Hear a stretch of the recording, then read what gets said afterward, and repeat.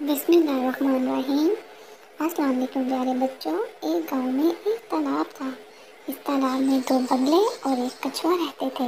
ایک سال بارشیں نہ ہونے کے سبب تالاب کا پانی سوکھ گیا تھا، جس سے دو بگلے آسمان پر اڑنے لگے اور کچھ دیر بعد انہیں ایک تالاب نظر آیا جس میں بہت سارا پانی تھا اور اس میں کیکڑے اور مینڈک بھی تھے، اور وہ بگلوں کو کھانے میں بہت پسند تھے اور ان کی تعداد بھی بہت زیادہ تھی۔ اس کا اندازہ بگلوں کو ہو گیا تھا۔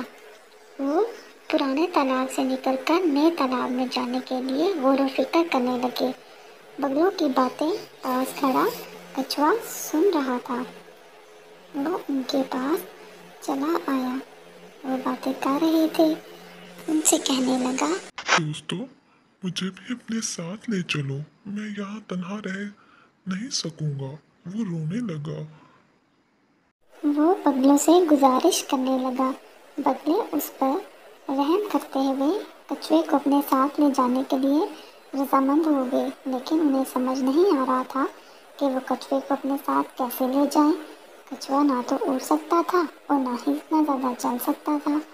انہوں نے سوچا کہ انہیں اپنی پیٹھ پر بٹھا کر ہوا میں لے اڑیں گے، لیکن کچھوا ان کی پیٹھ پر نہیں چڑھ سکتا تھا۔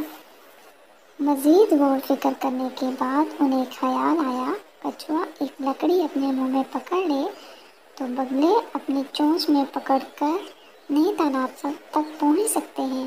بگلوں کی باتیں سن کر کچھوے نے سکون کی سانس لی۔ کچھوے کو سخت الفاظ میں تاکید کرتے ہوئے کہا، اگر کسی بھی صورت تم نے اپنا منہ کھولا تو تم نیچے گر جاؤ گے، اور اس کو مضبوطی سے پکڑ کے رکھنا، خبردار جو تم نے اپنا منہ کھولا۔ میں نے ہاں میں سر ہلا دیا اور کہنے لگا، ٹھیک ہے، میں آپ کی بات مانوں گا۔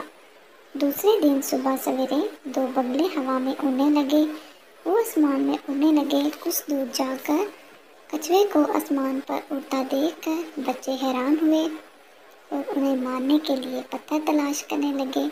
کچھوے کی نظر ان بچوں پر پڑی اور وہ ایک دم سے ڈر گیا۔ اس نے کہا کہ میں یہ بات بگلوں کو بتاتا ہوں۔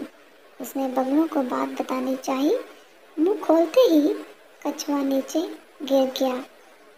اونچائی سے نیچے گرنے کے سبب اس کی جان چلی گئی۔ اس لیے پیارے بچوں، آنے والی مصیبت کا پہلے سے اندازہ کرنا چاہیے۔